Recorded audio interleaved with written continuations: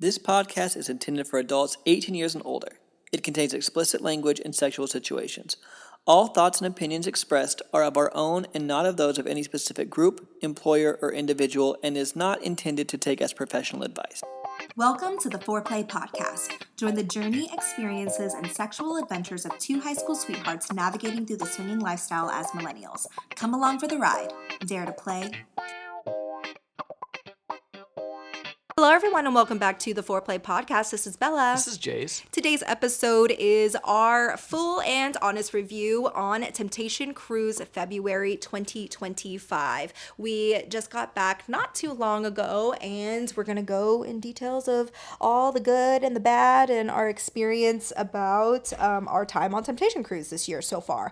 This is the first, so this is a spring sailing of Temptation Cruise starting in 2025. Starting in 2025, they are doing a fall sailing as well, so there'll be 2 Temptation Cruises a year, and we are also booked on the next one in November, as well as already booked on the one for March of 2026. So if that tells you anything, we do love Temptation Cruise. This one has been a little bit different than the ones in the past, and you'll hear all of our reasons why with all of that. And before we get started, if you plan on coming on a Temptation Cruise sometime in the future and would like to go with a group, if you book with our links at foreplay.com/cruise, that's the number 4, OURPLAY.com/cruise. It is completely free to you. It helps us out a ton. We do a few different activities on the ship specifically for our group, and we build this community. And especially this cruise, this specific year, people in the group are able to create such great connections and become friends with each other.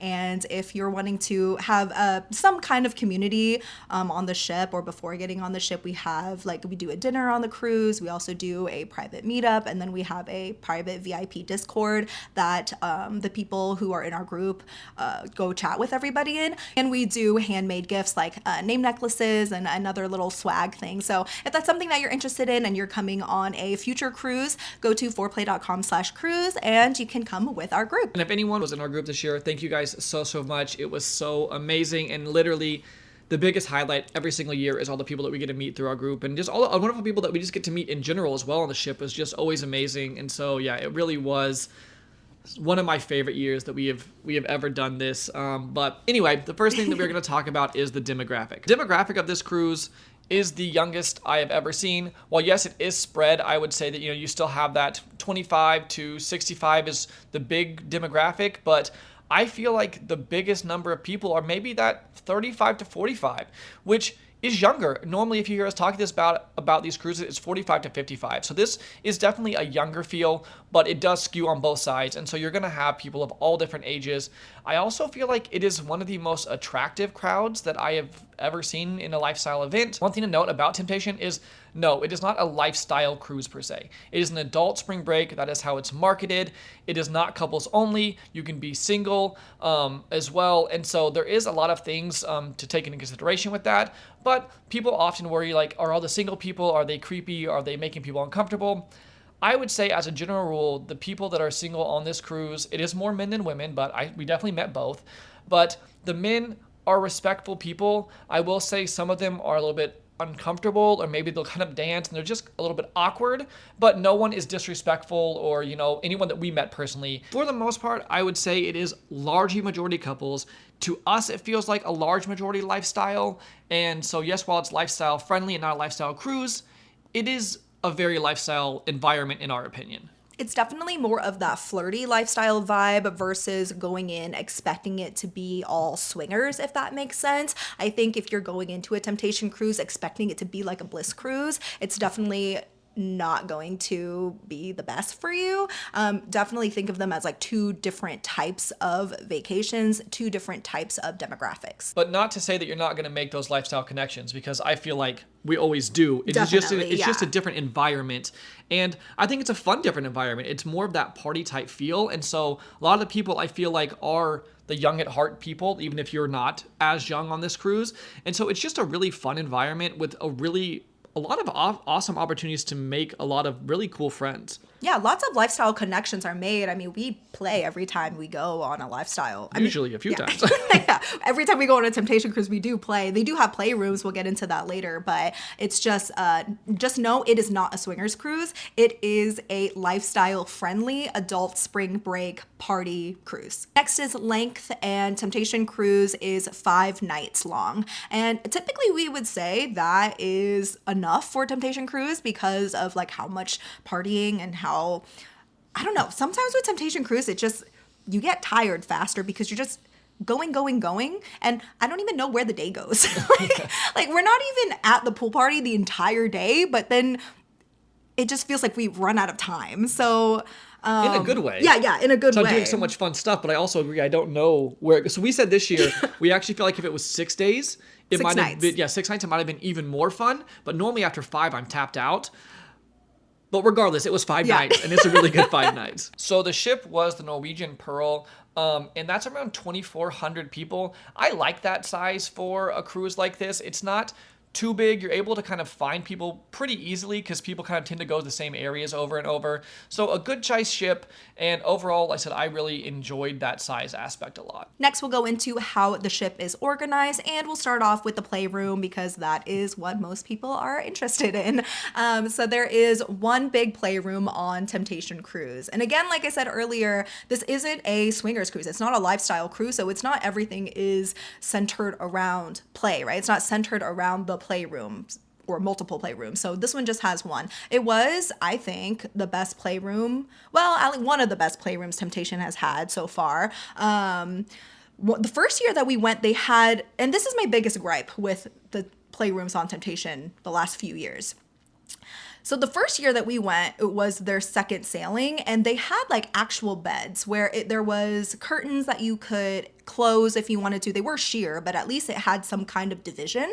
And over the last few years, including this year, the mattresses are, I mean, the playroom itself is very nice. There was 40 beds or so, like it was very big. They also had a small area that had one of the crosses for it to be a kink room, and that was really cool. It was really neat to have that.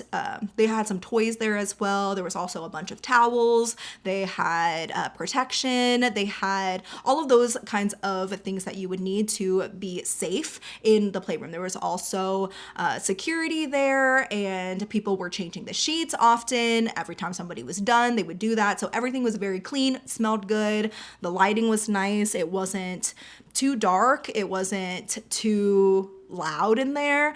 It was a very sensual feel. The beds are on the floor. So they're like the mattresses, and they're put on the floor, and then there are, I guess, canopy type curtains in a way where it's decorated. If you're watching this on YouTube, you'll see that there are curtains that, I guess it's more like fabric drapings that are around the entire playroom, which does give it more of that sexy feel, but it doesn't give any privacy in any way. So that is something we hope to see maybe have, maybe change. Like even if there was like an area that had some beds that had the curtains that you could like close or something would be nice. Also, a big thing to note is you can only play in the playroom and in your cabin. So you cannot be doing sexual activity out in the open, like in the lounge areas or in the bars and stuff. Like you're not going to be seeing that on like the pool decks and things. You are not supposed to be doing that. So it's really supposed to be contained to the playrooms and your cabins. Playrooms were only open from 10 p.m. to 1:30 a.m. which I guess doesn't give like that much time for it to be open. But we're not really playroom people, so it didn't like really affect it. We definitely prefer taking that into like a cabin room.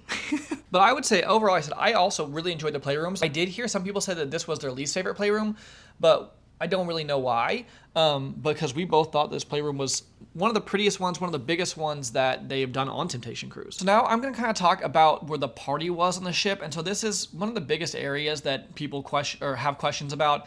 And so it is on the main pool deck. And I think that this is one of the things that changed on Temptation that I loved the most this year. So essentially the way this boat is set up is there's a pool on both sides of that pool deck, and then they put the DJ right in the middle. And so you could kind of party right there in the middle, but during the day you could be in one of the two pools. You could still hear the music. There was a little gazebo, so you did have some shade at all times there during the day. And I feel like it really made for an awesome environment with partying. I feel like the DJ setup itself looked really, really cool. It looked like very ravey. Yeah, it had like all of the TV kind of like things behind it, like big screens behind it. At night, it was really cool because they would play these visuals. Some of it got kind of weird, but it was really neat to see that because they hadn't had that in the past. And they had like lasers and stuff too. Yeah, and they had like the hot tubs were open at night, so people were in the hot tubs during the parties. It was really, really cool, and I feel like it did lead for an awesome, or lead kind of like to that awesome environment for the actual parties. And so there was technically 2 pool party days, and those were the days that we were at sea. But every single day, one day we actually weren't able to get off the boat, and we'll talk about that later, but there was a party that day, it just wasn't like scheduled. But every single day people were there partying, I would say from around 11:30 to around 4 to 5. I mean, some people were there earlier, some were later, but that was the main time of the party. I feel For the like pool party. Yeah, I feel like it was a really good party. I mean, people were always dancing, people were always in the pools. It just was an awesome, awesome environment. And same thing at night. The parties were awesome at night. They started around 10:30, and I would say that around 11:30 is when they got busy, and they were pretty busy until around 1:30. And overall, so they were some of our personal favorite parties that they've ever had on Temptation. With the area where the big party is, because they really have only one party kind of going at a time, it is really easy to find people. Because if you're going to the party, you're probably going to see them because you're kind of all in the same area, especially with the size and the amount of people on the ship. And when it comes to the different pools, there were 2 pools, like Jay said, one on each side, and then each side had 2 hot tubs. It seemed like one side of the pool, or like one pool, was a little bit more chill and quiet, and then the other one was a lot more lively. I think that this was the most people I've ever seen inside of the pool before on like a Temptation cruise or lifestyle cruise. Usually people are just kind of just like around the edge, but I did see a lot more people like inside of the pool, like kind of swimming or doing kind of whatever. They also had different activities during like the pool parties. I also really enjoyed this setup because the main part of the party was all kind of in that center, but you could come from almost like the back or the front, and there was a lot of air, like there was a lot of space. So if you got hot dancing or whatever it was, you could kind of go off, and there was plenty of places to sit or kind of talk where it wasn't quite as busy, which I really liked about that. Also, you could walk to the front of the dance floor. You could walk to the back of the dance floor without walking all the way through the dance floor. So you kind of had 2 entrances, which honestly makes a massive difference when it comes to a party like this. And so to me, that was also a really cool thing about the setup this year. Because there were 2 decks, so during the daytime there's loungers everywhere, on both the lower deck and the upper deck. And just like with any like resort or cruise, or I mean, and this goes for any resort, not even just lifestyle, right? Of course people are going to kind of like save those spots with their towels. So I think that's always just an issue. I don't really know how to fix that issue other than so that is just know, like, it's something that is prevalent there. It's not easy to like find an empty spot. If it rains though, like go take that spot, and then because in the Caribbean it'll stop raining after like 20 minutes, and then you'll have like a front row spot. That is what one of our groups of friends did one of the days. The playmakers are also awesome all the time, but especially during the parties. They're out there dancing, getting people involved. They're so personable and likable and outgoing and energetic, and so it really creates a fun atmosphere. And having it be on that like double decker type thing where the DJ is right in the middle, it does give that, I guess, more festival-y kind of like feel. Jase mentioned that it was kind of, it felt like EDC, like ED, like the SEA, and I can definitely see that. There were days where we would just go up on the top during the night party and then look over the top edge, I guess you could say, and then it just looked like a party. Like it just looked like a festival. It was really cool just being in the ocean and being able to see that and experience that, and listen to music and all of that. After party was in a place called the Atrium, which was almost in between 2 floors. And so that's what the after party was. It was a perfect place for the after party. The only issue was night one, it rained. And because it rained, the atrium is where the main party was. And so the after party, it normally dies down, right? Because people are in the playrooms or back in their rooms or eating or whatever it is. And so it's not quite as busy at the after parties. And so there's plenty of room for everybody. But on day one, whenever it rained, everyone was in the atrium. And while yes, there was room, it was just really tight. And so that's one thing that was nice about like in the previous ones. They kind of had bigger indoor areas. So that party wasn't the most fun out of all of them. But I said, weather permitting, you're outside the other 4 nights, no problem at all. But the atrium was an awesome place for those after parties, but it was just a little bit snug for that main party. There also was a silent disco 3 out of the 5 nights. That was really fun. It was never busy. I don't know if people just didn't think about it or didn't know about it. I mean, it was definitely on the schedule and it was at like 11:30 p.m. So it was one of the after parties and it was so fun. So I do think that the DJs there were just the Norwegian cruise line DJs. It wasn't like the Temptation DJ, so it definitely was like a different vibe. But they had 3 different stations that you could listen to. There was like a hip hop, EDM, and then a top 40.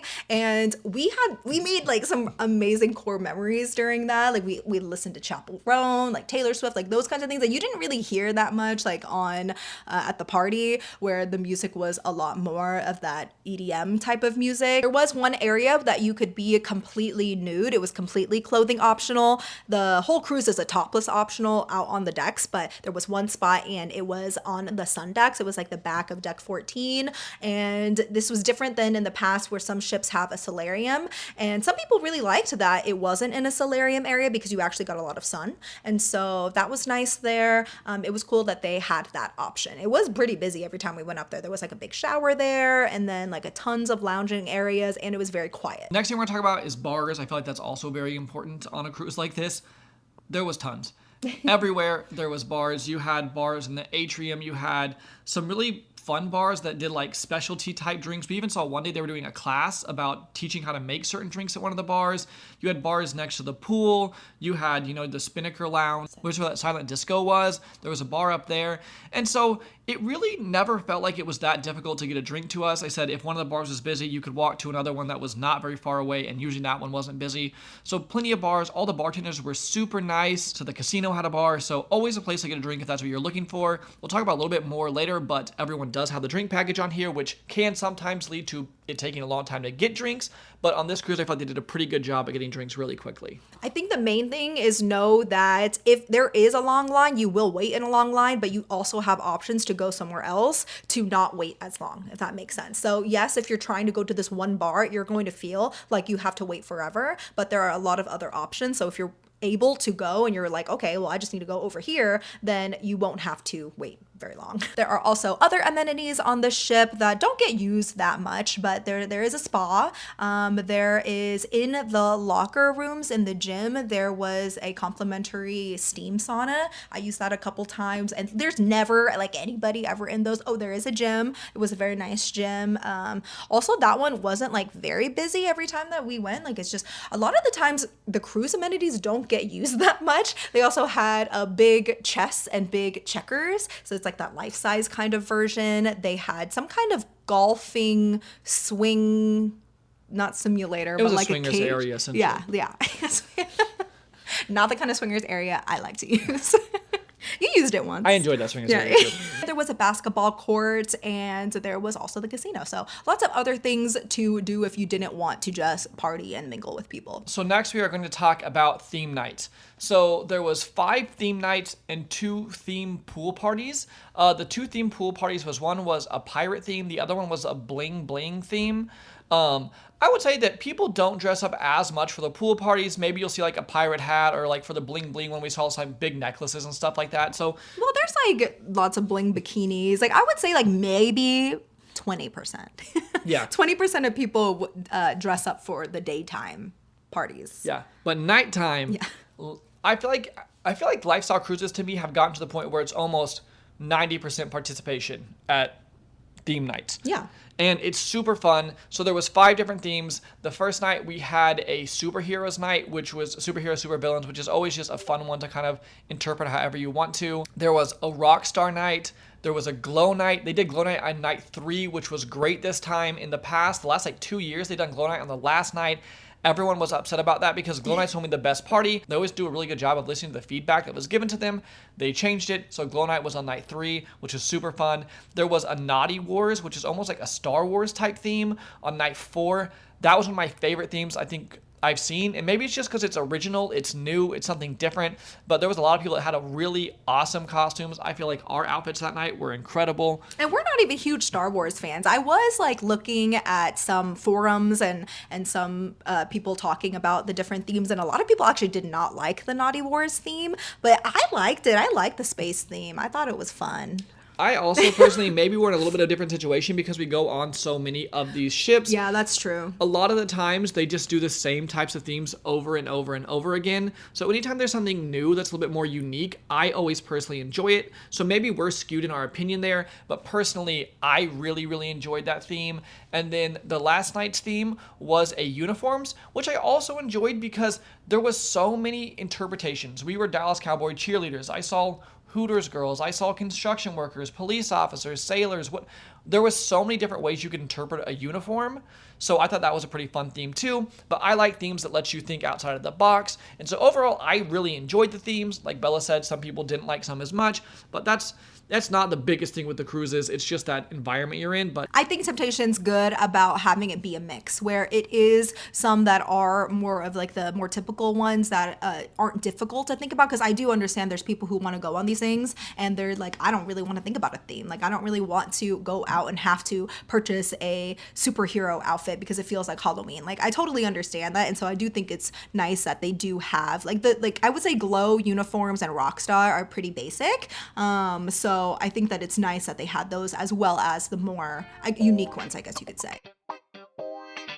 This podcast is brought to you by us, Bella and Jase. If you're going on a vacation or maybe you have a gift that you want to give your other lifestyle friends and you're looking for lifestyle clothing, we have the best apparel on the market for you. We have not only clothing, bikinis, swimsuits, we have backpacks, tumblers, cups, anything that you can name, we probably have it. You can find that at foreplay.com/shop. Let's say you're at a party, you're going on vacation, things are moving a little bit slow. Maybe you want some conversation to flow. Maybe you want to move stuff towards play. Well, we have the perfect game for you. It's called Foreplay the Game. It is a digital and physical lifestyle icebreaker game, and you can find out all about it at foreplay.com/games. That's number 4, OURPLAY.com/games. If you don't have a lifestyle vacation planned, a resort or a cruise planned, why not? You can join us. You can find that at foreplay.com/playcation. We have not only information about the events and trips that we'll be on this year, but also other options for you as well. And it doesn't cost any extra for you to book through our links, but helps us a lot, helps us continue to be able to make this type of content for you. Now back to the show. Next is drinks and dining. With your cruise booking, everyone does get the unlimited drink package. Now this does include alcohol. So it has, like if you wanted to get water, but not bottled water. So some of it was kind of weird because bottled water they did charge you for, and then if you wanted premium alcohols, that also was an extra cost. Like some like bottles of wine, that was an extra cost. Like Red Bull was, and there was a Starbucks on board. And so if you wanted that kind of stuff, like those did cost extra, but the normal alcohol, I guess you could say, like all of that was included, and unlimited waters when it came to like going into the buffet and getting like water, or like just ordering a water from the bar. All of those sodas, all of that is included. Like for me personally, there wasn't one thing that cost money that was a drink I wanted. Like with Red Bull, for example, there was another energy drink they had that was essentially the exact same thing that was included.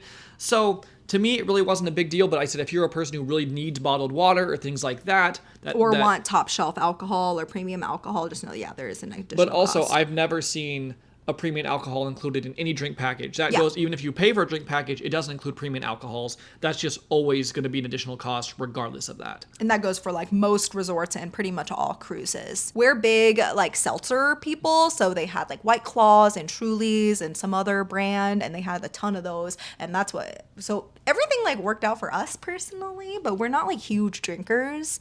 They had some fun drinks during the days. Like the one bar made like pina coladas and different Miami Vice, whatever that is. But they had a lot of fun, like little fun summery But tropically that's drinks. this is where it comes that we don't drink that much, because Jase is like, yeah, they have these fun drinks. That's just like a normal like drink to order. It was fun to me. So yes, you could get espresso martinis. Like they have different drinks you could order that you would typically get at a bar. You could get those drinks. They're not They were considered. included. They're not considered special fun drinks. I guess they are to us because we don't drink. As you can tell, we don't drink that much. I do want to touch on coffee. I did not have good coffee. From the complimentary coffee, every time I got coffee, it was not good. It was like acidic, that kind of coffee. So it seems like if you are a big coffee drinker, then the Starbucks package like upgrade probably would be better for you. I believe it was like $20 a day per person, something like that. And you can't like do it per day, but you can go to Starbucks and get things a la carte if you wanted. But just know that like there are things that are complimentary, but not everything is complimentary or all inclusive. So we're gonna talk about dining. I feel like this is the one thing that we heard from the most people that people were upset about was the dining on this ship. I'm going to give you our opinion on people who have been on like almost 40 cruises or something now. We have had a lot of very good and a lot of very bad cruise food. To me, this cruise food was fine. It was not the best food that I've ever had. Now, yes, if you had only been on the other Temptation cruise, which are all on the Celebrity Summit, this food was not good compared to that. Celebrity Summit had some of the best cruise food that I have had on any of the 40 cruises that we've been on. Yeah. Like some of the best food, some of the best buffets, some of the best restaurants. So it's kind of an outlier, to be honest, the old ship, that food. So for me, like the buffet, for example, it was the same exact type of buffet taste-wise as like the last Bliss cruise was in November on Symphony of the Seas. I think that those foods, to me personally, said it's all personal opinion, were about the same. The one thing I noticed is a lot of inconsistency. So some days you'd have pizza there and it would be really, really good. And then some days you'd have pizza and be really, really bad. And so it just was kind of inconsistent at the buffet. Sometimes I had food I really enjoyed there, and then sometimes I had food that was just it was okay. Same with the main dining. The foods that I really liked, I felt like were actually pretty good. But the stuff that wasn't good, it was kind of subpar. And so it was just kind of a hit and miss with the buffet. Now, there was a restaurant called O'Sheehan's, which was an Irish pub. The breakfast sucked so bad, really awful. But their actual lunches and their bar food was really good. I mean, I said their wings and their burgers were some of the best I've ever had on a cruise. And so I heard a lot of people complaining about the food on this cruise, and while I do agree to an extent, it is not the best cruise food I've ever had. I think if you've been on a lot of cruises, you'll realize this is pretty on par food. And so we don't go on this cruise for the food. We go on this cruise for the people and the environment and all that brings. And so with the food, yes, not the best ever. Was it edible? Of course, it was good. The one thing I did note is we have a friend who has like a gluten intolerance, and she said that dairy. and she had less options on here than previous cruises, and so there wasn't as many things. So if you do have some sort of allergy or restrictions with food, yes, you're still going to have food to eat, but I feel like they had a little bit less than a normal cruise would. That is one thing I do think lacked in food. But overall, the food was fine. Some of the food was really good. Some of the food was not good at all.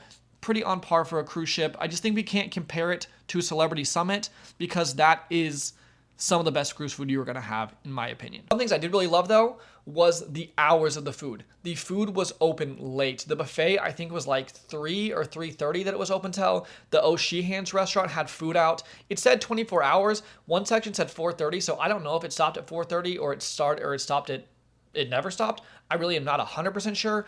But basically, there was always food. And you know, on a cruise like this, when you have had a couple drinks, it's late at night, maybe you've played, maybe you're just tired from dancing, food and water is so important. And that was always easy to do. They had water out by all of the parties that you could just fill up with little cups during the day, nighttime.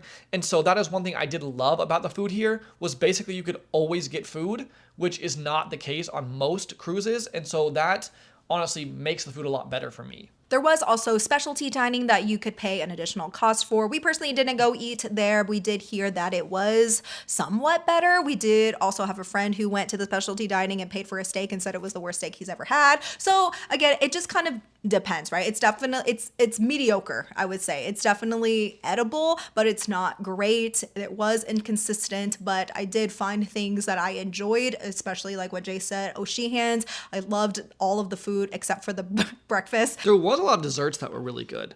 Oh, yeah, lots of really great desserts. I The heard a ice lot cream? of people. Yeah. And there was like some crepes that were really good. Oh, I did have like a really amazing crepe. Yeah, it's just, so it's really just, I had some awesome things and some things were like really not great. So in the end, I think it does end up just being mediocre, but it's not bad. Like, it's not good, it's not bad.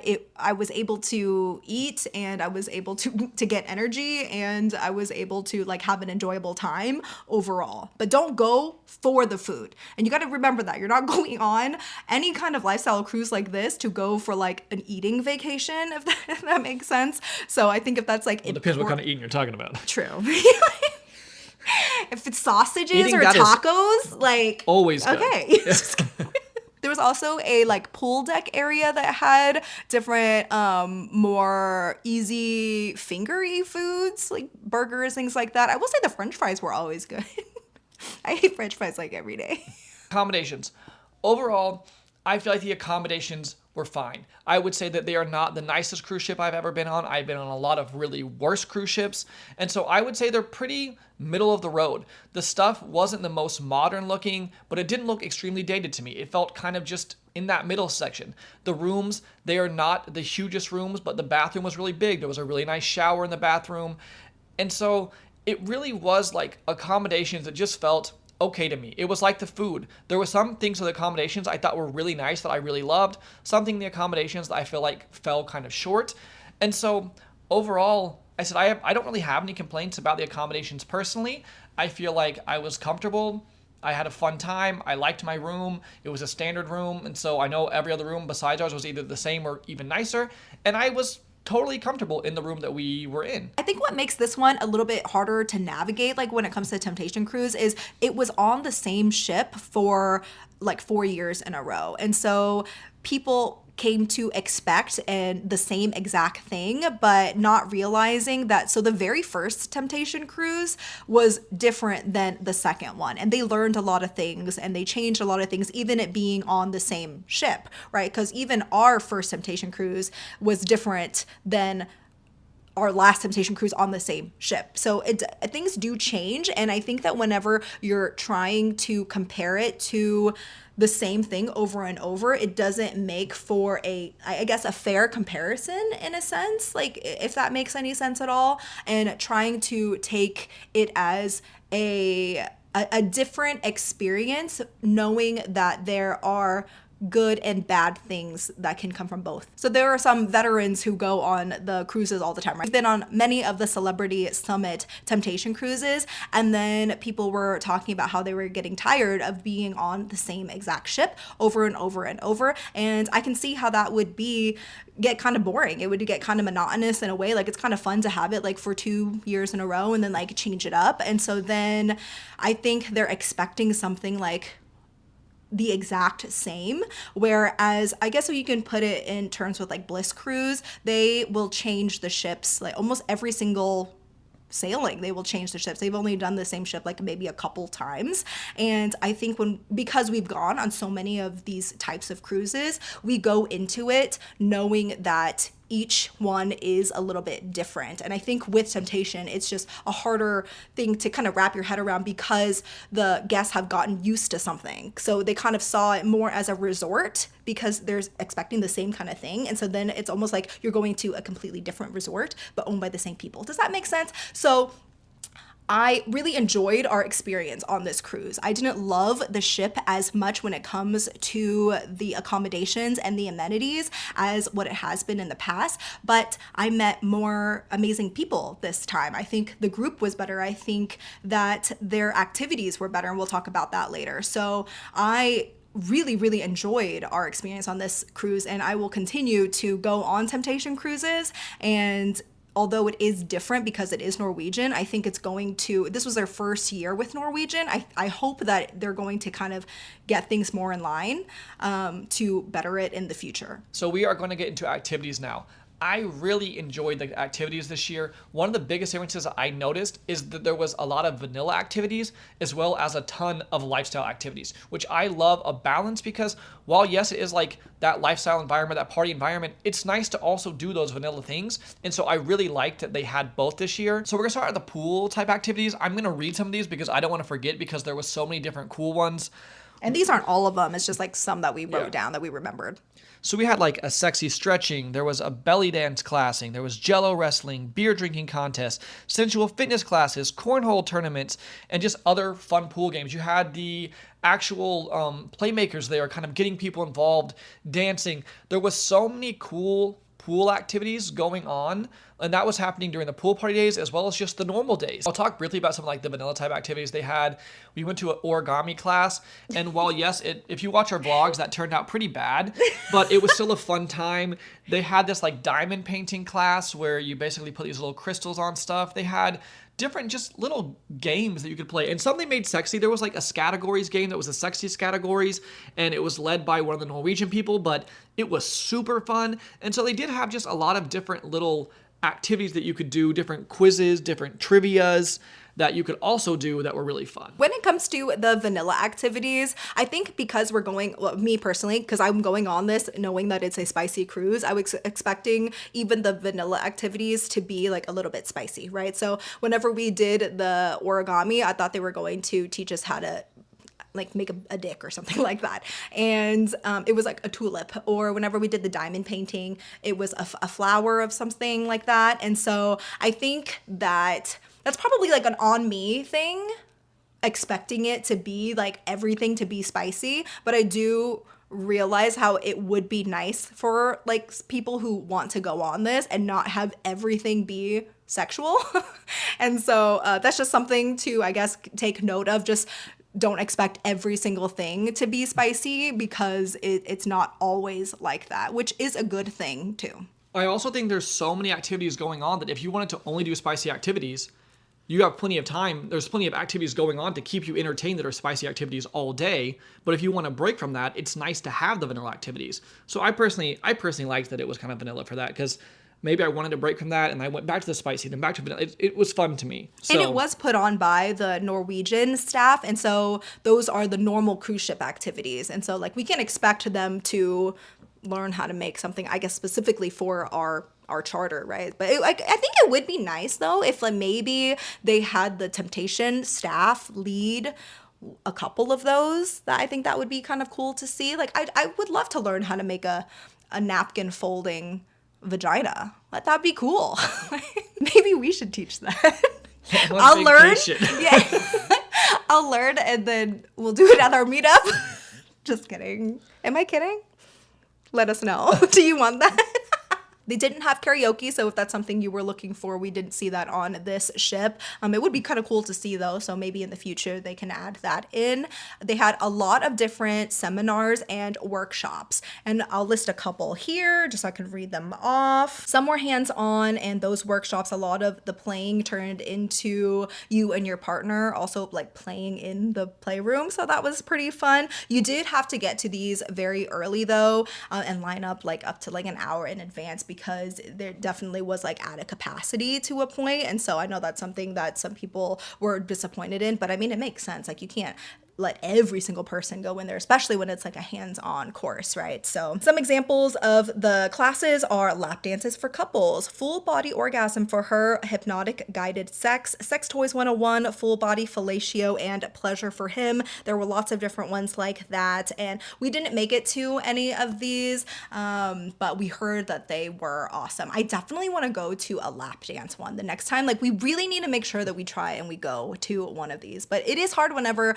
when we go on these vacations, we go personally to make connections. And so doing the classes like isn't at the top of our list. And so we would rather than waiting to get into the class, we would prefer to do something else personally. But I do want to go attend one of these sometime. And Dr. Jess was there, and there was Liv and Sex with Alexa. So they did have really good instructors. And I did hear that some of the classes that weren't on hands-on did have a much shorter line where you could show up closer to the actual time. And so, I mean, it is, class to class. Like, obviously, a hands-on class can't have as many people as a hands-off class because, I mean, you just can't. So it depends on what kind of class you wanted to do as well with how long or short those lines were. They did have meetups this time around, which was nice to see because I don't think they've done that in the past before. So that's a good addition. I think they'll probably end up making these better over time, again, since it's like their first time doing it. Maybe they needed to see what kinds of meetups to do or like how many people were going to show up, but it was nice that they at least offered it this time. Next, we're gonna talk about like the shows.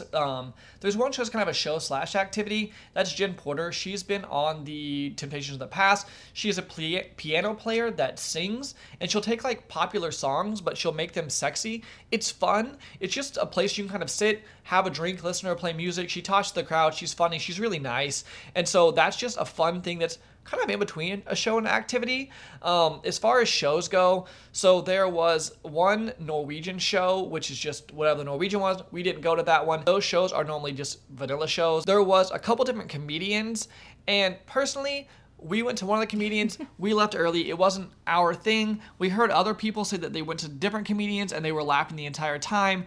Comedy is so subjective. I feel like I don't personally ever really like comedy shows, but I know some people love it. So it's nice that they had like 2 or 3 different comedy shows. I think the thing with the comedy shows is a lot of the times the comedians will go on there and they will do a normal, typical set where I think this audience wants more of an after hours type of set, like a spicier set. Like they want to be hearing jokes about sex. They want to be hearing jokes about swingers.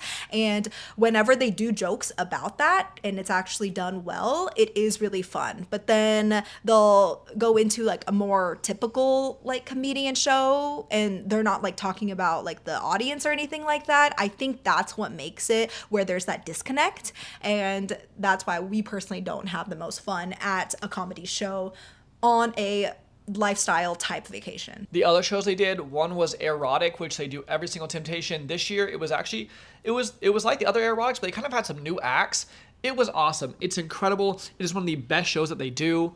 And this one was a different cast. So in the past, we've seen like the same cast. We've become friends with some of them. And I was so surprised to not see them on here. But it felt like the same show, but still different. Like there was more of a different little twist. They did add some acts in there. And they did some of the ones that they're like known for, which was really nice. It is like an acrobatic type show. It's like a cabaret, burlesque, acrobatic amazing show. I don't know if they're going to be there on the next Temptation Cruise though, because they said that they were going to be on Broadway. So I don't know what they're going to do. But if they do continue to go on Temptation, please go to that show. It is the best show. It is honestly incredible. It's always like packed house. And so they did that show. And they had a couple other shows this year. They did a Temptations Got Talent show, which they had people submit talent audition tapes like before you got on the cruise, and then they selected 4 different people to go up and do the talent. It was 3 singers and 1 dancer who was like a cabaret type dancer.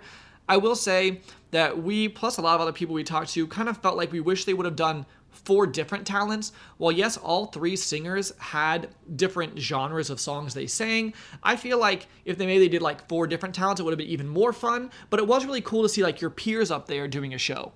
And they won really awesome prizes too. So they won like different vacation prizes. There were some, I think there may be a cash prize. So it was nice that it was that participation and they even won something. That was a good prize. And the last show they did was a Family Feud, like a Temptation Family Feud type style show. I loved this one. So I really loved this one. They got a lot of people they had them come early and like select people, but they went up and they played Family Feud. It was super fun. It was sexual categories, and it was just a really, really fun show. I will say in the past, they've done like a naughty scavenger hunt. I missed that one. That's one of my favorite shows they do. So I would love to see that one come back and maybe replace like the Norwegian show, but I don't know how all that works. But maybe that's like too much on like the staff, because that's a lot of things that they have to do.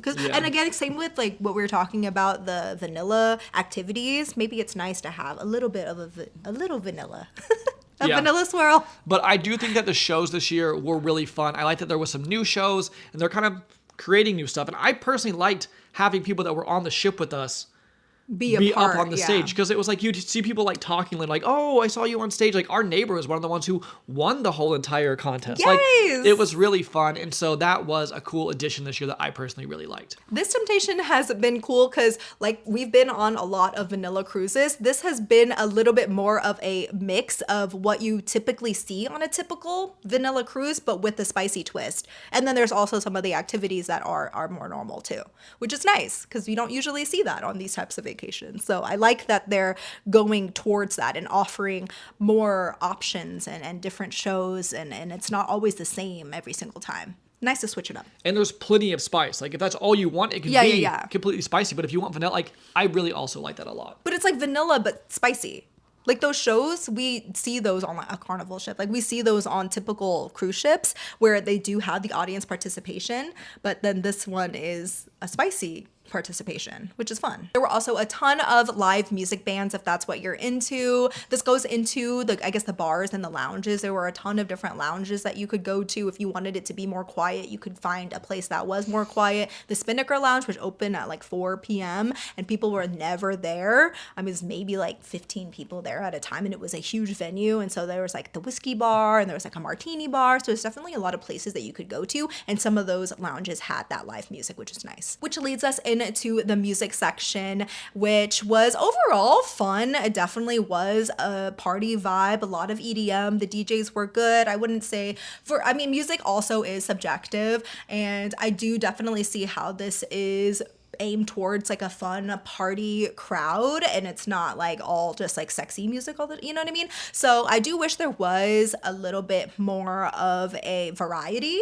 They did have some nights where it was more themed. So on the Rockstar night, they did play a bit more 80s music, but not only 80s music. Some of the sets I do think just repeated, because I know I heard that same Espresso by Sabrina Carpenter, like the exact same mix of how it went in. And so I don't know, but it wasn't like our favorite type of music, but it was fun and it was good. It's not like the best to grind and like sexy dance to, but it is fun to party to. I wish they just had more of that variety. I wish that they kept the EDM music but had more of the R&B. They had more of like the classic songs that everyone sings out loud. I just wish it was a little bit more variety, but like Bella said, it was fun overall. So port-wise, we were supposed to have 2 ports.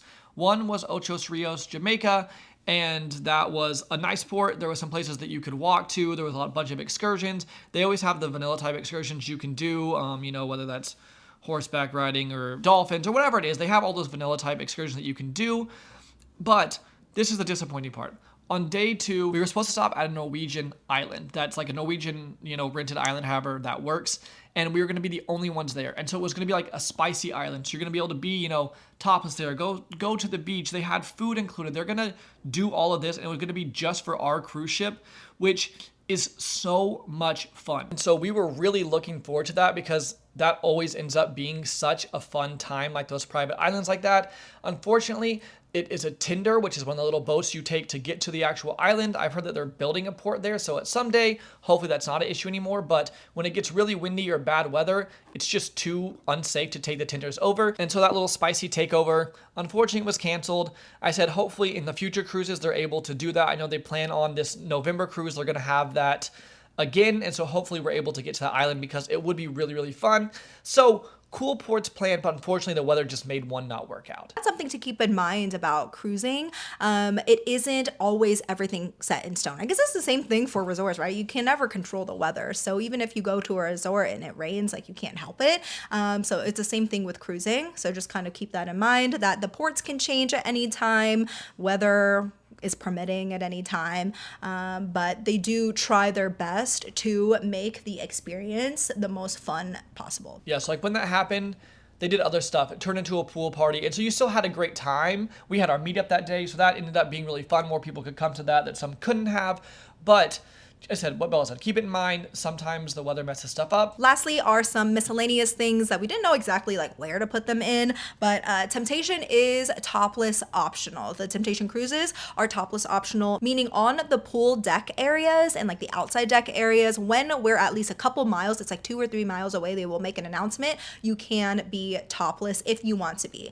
I would say a majority of people do participate, but you do not have to participate if you don't want to, and you will not feel pressured to if that's something you don't want to do. And if you do participate, it's very respectful. You'll feel safe participating if that's what you want to do. There is that completely clothing optional section that they have in one particular spot we talked about earlier. And when it comes to internet, there is an internet package that you can purchase. I will say we didn't get the internet package this time, but we will say this one people were having issues with because they blocked a lot of websites. And so when you're going on a spicy cruise, you're wanting to, get on like SDC or SLS, and you weren't able to get onto those things. And I know that that was an issue for people because you are paying for the internet, but just know it depends on, I guess, the cruise lines, different guidelines and stuff. So something to think about there. As it is on a ship, sometimes seasickness does happen. I actually didn't get seasick at all this time. I usually have gotten seasick like a little bit. Usually on a Temptation cruise, I think I have like once every Temptation cruise, and this one I didn't get seasick at all.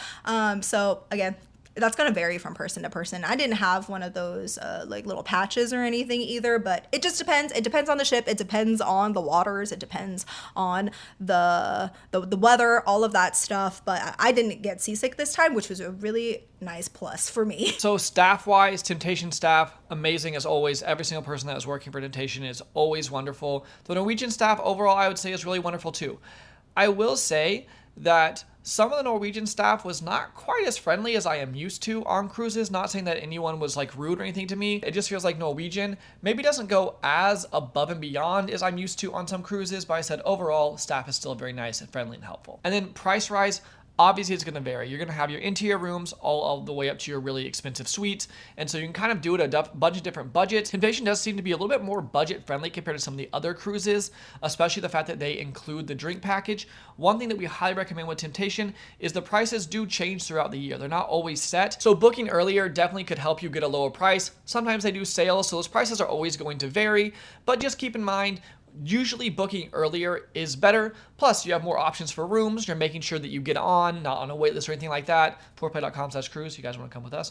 But it really is a recommendation just to go ahead, book early, and that way you're going to ensure yourself you're able to get a room. So we're going to do a quick conclusion of just like the main meaty parts of this. We really enjoyed our time on Temptation Cruise, February 2025. Although the ship isn't our favorite ship ever, and the food isn't like the best ever, the people, the activities, the atmosphere, all of that definitely makes up for it, and we really enjoyed our time. I think the group of people were absolutely incredible, especially like, I know we talk about it a lot, but with our like foreplay group, it has been the biggest that it's been, but it's just having that community and it just building like that, like it was so special to see. So the people and the connections were just absolutely incredible. Demographic wise, we definitely think that it was a younger vibe, younger crowd, very attractive crowd overall. And like we said earlier, the parties were incredible to us. I think it was my favorite parties that they have done on Temptation. I loved the setup. So we really hoped that that kind of helped you guys to, maybe make a decision if Temptation Cruise is right for you. But I said we just really, really enjoyed it. We had an amazing time. One of our favorite Temptation cruises we have ever been on. And we cannot wait for the next ones. We're already booked, like Bella said at the beginning of this, March of 26 as well as November 25. Or so we are so looking forward to it. But let's go ahead and jump into Bella and Jase's weekly obsessions. So my weekly obsession, I'm going to start off with a music weekly obsession. And do you guys remember Rebecca Black? It's Friday. Friday, Rebecca Black. What year was that? Were we dating at that time? We were dating. It was a long time ago. Okay, I didn't know. I'll look it up while you keep talking about the song. Okay. So she has a new song called Salvation, and it's a fucking banger. Like, I love the music video. It's like very camp to me. It's, there's like girls who are weird hot And she does that so well. I love the song. It gives me very like old Charlie XCX vibes, and it's so fun. It's hot and it's party, and it makes me feel cunty, and I'm obsessed with it. So Salvation by Rebecca Black, specifically the music video with the song. So listening to the song by itself, it's kind of like, okay. But when you watch the music video, you're like, damn, this shit is good. But then I'll like listen to, or I'll go like on her, I saw her TikTok and people like are shitting on her. And I'm like, you guys just don't get it. You don't have the vision. You don't understand. But it's so good. They're so mad from 2011, 14 years ago when Friday was released, which is crazy how long ago that was. But you have to give it to her. It's iconic. Like, I love it. I'm not one of them. Yeah, sorry, not you. I'm not speaking you personally. I'm God. talking. You're one of the girls. You get it. Jase gets it. Yeah, like it's iconic. Friday is iconic, even though it was a horrendous song. But that's part of our pop culture. It's in history. You're gonna read in history books. What's your other obsession? Oh, my other obsession is okay. So the idea of it is my obsession. Does that make sense? So, I've seen Jellycats. I love Jellycats. I don't have any Jellycats because my vice is Squishmallows. I cannot start also having Jellycats and Explain what Squishmallows. Jellycat is for Yeah, sorry. people who don't know. So a Jellycat is a plushie. It's a plushie brand of these just like cute animal plushies that really, they're just adorable looking. I wouldn't say that they're like super special of, I don't think they don't. What do you think? What do you look at them? I think they're overpriced and not anything special at all. I don't They're think not they're that cute. expensive. Okay, yeah, but they're cute. They're cute, but they're not like super, super, super cute. They're not I as don't cute know. as their price tag, I'll tell you that much. I mean, they're not that expensive. It's like $25. Compared to a Squishmallow, which is squishier and actually cuter, as a person who doesn't really care at all, a Squishmallow is definitely way better and it's better value. So I can't start getting Jellycats. I don't have room. All of my Squishmallows, I put them in the dryer. I put them in dryer prison because I don't like having all of them out. So I can't start getting Jellycats. However, I love crocheting. And one thing about me is I'm going to start a crochet project. And the thing is, if I make something with my two hands, I'm allowed to have it. Okay, so you can just buy the Jellycat. Nothing stops you from doing anything. no, but it's really cute. But I saw a version of a Jellycat that is crochet, and so I bought the yarn, and I'm going to come up with a pattern and crochet a moon Jellycat and a sun Jellycat, and maybe the bunny Jellycat. And I'm not big into amigurumi really, which is the crochet but making like stuffed animals. I typically just do wearables, but I'm gonna start because I really want a crochet specifically Jellycat because I want to make it with my own hands. So that's my other obsession. Will I actually be obsessed with it? I don't know, but the idea is cute to me. That's what matters, is what you're obsessed with the idea. I have two obsessions. One is an app called Too Good To Go. It is really cool. It is an app that helps reduce food waste. So essentially, you can go on and you can buy mystery bags of food from restaurants that they would have thrown out otherwise, and it's at a discounted rate. And so we've got one from like an Asian restaurant next to us, an Indian restaurant next to us, like a couple different places, and essentially you're helping save food getting wasted as well as getting food at a discounted price. Like, I just feel like it's a win-win. I think it's a really cool app, and different areas obviously have tons of different restaurants and places that you can do with it. So it's called Too Good To Go. I think it's really, really cool. I heard about like 3 years ago, and at that point, they didn't even have them in our area. It was more in Europe, I believe, and now it's come more here, and so that's one obsession. I think it's really cool. My other obsession is something that might be one of the most things I've actually been obsessed with in years, I actually might say. Is it Tate McRae? Yeah. Okay. I was going to say the new album. I wasn't sure. Tate McRae put out a new album called So Close to What, and it's easily within 2 days of listening to it, it was in the top 3 albums of all time for me personally. And I think that someday it could continue to crawl its way up, and it is one of the best albums I've ever heard. I don't know what else to say besides I love every song. There's one song that I think is good, and the rest I'm obsessed with. And I've never had an album that I actually loved every single song on as much as this. And the At least music from the videos, first listen, right? Yeah. Well, even after. I don't know. It's that good. It's so to me. good. I let Jase have this obsession because like I knew you were gonna say it at some point, so I was like, I'll just let you put. I feel like she's always kind of falls into more of my obsession, and she became more of an obsession for you specifically with this album. Even though I put you on Tate McRae, no? Kind of. Yeah. I would say kind of. You're like, oh, I listened to these 3 songs, they're really good. And then I continued to like dig deeper into that myself. Mm-hmm. And so I would say you would put me on. But then I think that I re-put you on with the rest of it.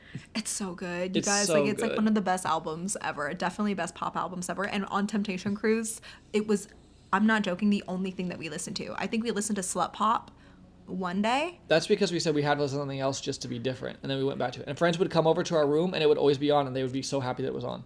It's so So good. good. It's been on repeat. Even in the car. Still, I just want to listen to Tate McRae. So close to what? What's Yeah. your favorite song on there, though? Either Green Lights or Purple Lace Bra, I think. Good choices. They're all good choices. Any of them are good. Just pick any of them. They're all so good. Also, the intros by Sydney Sweeney in the first song, Mispossessive, which if you've also noticed, I'm such a little bitch for her too. And so the fact that it's like a crossover that way is just fun to me as well. And so yeah, It was made for you. It was made this for album me. was made for you. Pretty much. It's so good. The music videos are also, I mean, I don't even know what to say. I'm speechless. It's that good. Okay. Well, thank you guys so much for listening to our podcast. Again, hopefully it helps you out, and we will talk to you in the next one. Bye. Bye. If you'd like to support the show, you can leave us a 5-star review wherever you're listening to our podcast. All our information will be listed in the show notes below and on our website, fourplay.com. That's number 4, OURPLAY.com. Don't forget to subscribe to our YouTube channel where we make videos and vlogs about the swinging lifestyle. Head to fourplay.com/YouTube to watch and subscribe. We have the ultimate adult party game for the sexually inclined called Foreplay the Game that's both digital and physical. It's perfect for breaking the ice and spicing up any party. You can find more information at foreplay.com/games. We also have the best swinger lifestyle, kinky, and adult humor clothing and accessories that you can find at foreplay.com/shop. If you're looking to plan a lifestyle destination, booking through our links at foreplay.com/travel really helps support the show and helps us be able to continue to create this type of content for you. We're on Twitter, Instagram, TikTok, Twitch, and more. You can find all our current social media accounts at foreplay.com/socials, and I have an OnlyFans which you can find at onlyfans.com/BellaLunaVIP. We also have a Facebook group and Discord community and would love for you to join us. You can find the direct links in the show notes below. Lastly, we're on STC and Cassidy at Foreplay, and you can get a free full membership trial by using our link. You can email us at hello@foreplay.com with any questions or comments, or head to foreplay.com/ask. Again, all our information will be listed in the show notes below, and we thank you so much for listening to our podcast. See you in the next one. Bye!